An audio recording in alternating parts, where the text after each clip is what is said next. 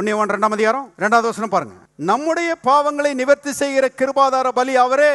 நம்முடைய பாவங்களை மாத்திரமல்ல, சர்வலோகத்தின் பாவங்களையும் நிவர்த்தி செய்கிற பலியாயிருக்கிறார். எல்லாரும் சொல்லுவோம், என்னுடைய பாவங்களை நிவர்த்தி செய்கிற பலி இயேசுவே.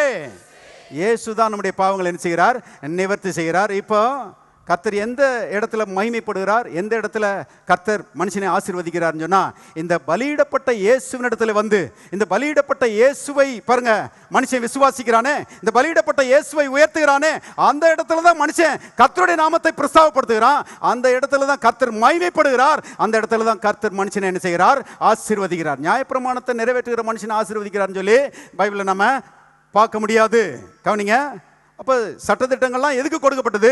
மனுஷன் தன்னை பாவி என்று உணர்ந்து கர்த்தரிடத்தில் வந்து கர்த்தர் உண்டாக்கி வைத்திருக்கிற அந்த பலியை விசுவாசிக்கும் போது தேவனுடைய கிருபை அவன் மேலே காண்பிக்கப்படுகிறது.